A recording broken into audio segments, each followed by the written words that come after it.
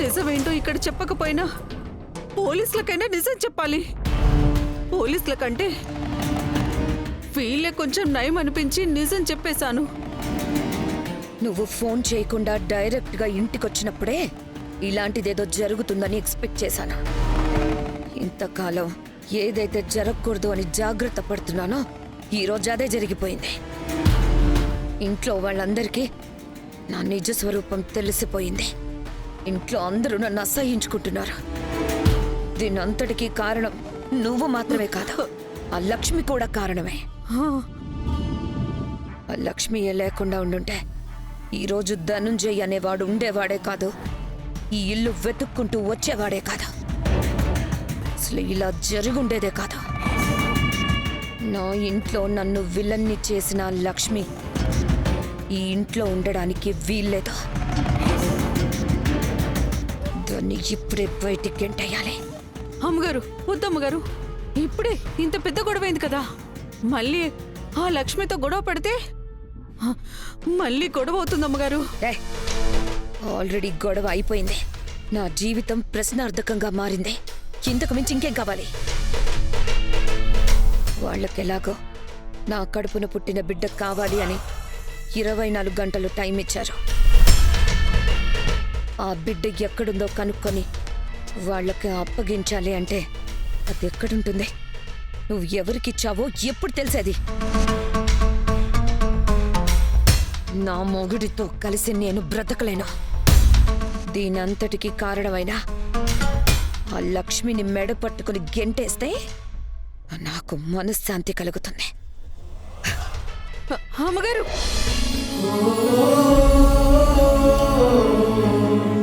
ఏంటయ్య గారు అలా చూస్తున్నారు?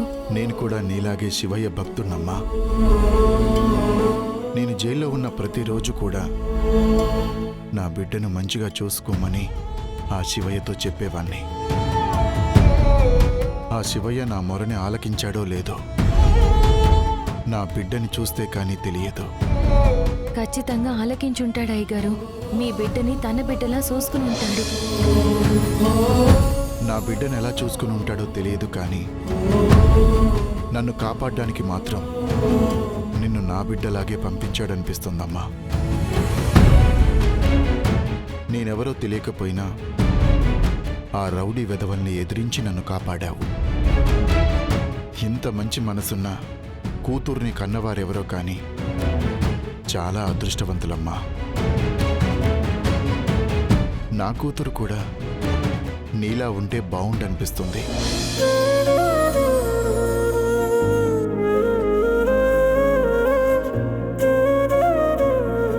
ఏమయ్యా, లక్ష్మి ఏమైనా మన కన్న కూతురా? లక్ష్మి మన కన్న కూతురు కాకపోయినా మన స్థాయికి మించి మనం చదివించాం. కదిలే కాలముతో అడుగులు కలుపుకొని అరే ఏంటమ్మా అంత డల్ అయిపోయావు? ఏమైందమ్మా? ఎందుకు బాధపడుతున్నావు? మా అమ్మ నాన్న గుర్తుకొచ్చారు అయ్యగారు. మీరు మీ కూతురికి దూరంగా ఉన్నట్టే నాను కూడా మా అమ్మ నాన్నకి దూరంగా పెరిగాను. కన్నవాళ్ళెవరో తెలియకుండా పెంచారు మా అమ్మ నాన్న. కానీ నిజం ఎప్పుడో ఒకప్పుడు తెలిసిపోతుంది కదా అయ్యగారు. అలాగే నాకు నిజం తెలిసింది.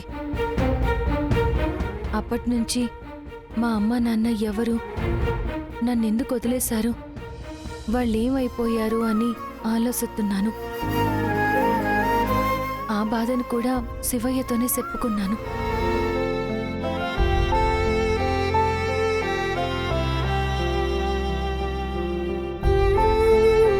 ఏం ఆలోచిస్తున్నారు అయ్యగారు? ఒకవేళ నా కూతురికి కూడా నిజం తెలిసుంటే నా గురించి కూడా నీలానే ఆలోచిస్తుంది కదమ్మా. తప్పకుండా ఆలోచిస్తుంది అయ్యగారు. అడగటం మర్చిపోయాను, నువ్వు ఇంటికి ఏమవుతావమ్మా? కోడలయ్య గారు, పెద్దయ్య గారి పెద్ద కొడుకు అబ్బాయి మధుబాబు భార్యని. అయ్యో, మాటల్లో పడి మా అమ్మ నాన్నల్ని చూపించడం మర్చిపోయాను. ఉండండి అయ్యగారు, ఇప్పుడే వస్తాను. దేవుడు చాలా వింత రాతలు రాస్తాడు. నాకు కూతుర్ని దూరం చేసిన దేవుడు ఈ అమ్మాయికి అమ్మా నాన్నల్ని దూరం చేశాడు. మా ఇద్దరిని ఎందుకు కలిపాడో ఆ భగవంతుడికే తెలియాలి. అమ్మగారు, అమ్మగారు నా మాట వినండి. వద్దమ్మగారు.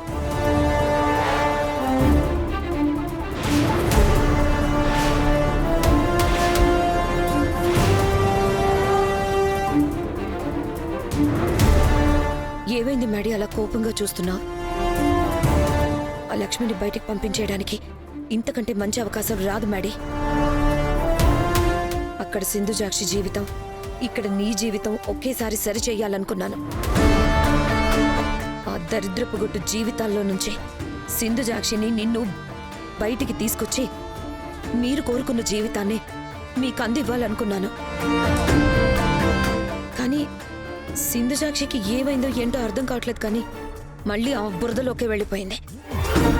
దాన్ని ఎలాగో కాపాడలేను. కనీసం నిన్నైనా లక్ష్మి నుంచి కాపాడుతాను మేడీ. నీ నుండి లక్ష్మిని వేరు చేస్తాను. నీకిచ్చిన మాటని నిలబెట్టుకుంటాను. నువ్వేం టెన్షన్ పడుకో. ఇప్పుడే దాన్ని బయటికి గెంటేస్తాను.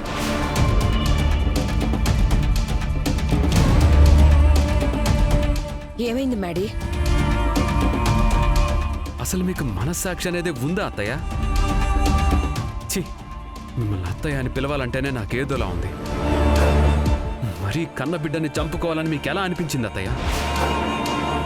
ఒక మనిషి మనకు నచ్చలేదంటే ఆ మనిషిని దూరంగా పెట్టడానికి 1,00,000 మార్గాలుంటాయి. మనకి నచ్చని విషయాన్ని వాళ్ళకి అర్థమయ్యేలా క్లియర్గా చెప్పి దూరం పెట్టొచ్చు. అయినా వాళ్ళు అర్థం చేసుకోకపోతే వాళ్ళకి మనమే నచ్చనట్టుగా బిహేవ్ చేసి మన మీద వాళ్ళకి విరక్తి కలిగేలా చేసి వాళ్ళంతటి వాళ్ళే మనకి దూరంగా ఉండేలా చేయొచ్చు. అది కుదరకపోతే వాళ్ళ మానాన వాళ్ళని వదిలేసి మన పనులు మనం చేసుకుంటూ వెళ్తుంటే ఏదో ఒకరోజు మన ఇంటెన్షన్ని అర్థం చేసుకొని వాళ్ళ దారి వాళ్లే చూసుకుంటారు. ప్రజెంట్ లక్ష్మి విషయంలో నేను చేస్తోంది అదే. మీ తర్వాత జనరేషన్లో పుట్టిన నాకే ఇన్ని ఐడియాలు వస్తుంటే మీ జనరేషన్లో వాళ్ళకి ఇంకెన్ని ఐడియాలు రావాలి అత్తయ్య? సీతారాముల్లాంటి తాతయ్య నానమ్మలకి శూర్పణఖ లాంటి మీరెలా పుట్టారు అత్తయ్య? తాతయ్య కానీ నాన్నమ్మ కానీ వాళ్ళిద్దరి సంతానమైన నాన్న కానీ బాబాయ్ కానీ వాళ్ళిద్దరి పార్ట్నర్స్ అయిన అమ్మ కానీ పిన్ని కానీ ఒకరికి అన్యాయం చేసింది లేదు, ఒకరి పట్ల అధర్మంగా ప్రవర్తించింది లేదు. అదే రక్తం పంచుకొని పుట్టిన మీకు మాత్రం ఇలా క్రిమినల్ ఐడియాస్ ఎలా వచ్చాయి అత్తయ్య?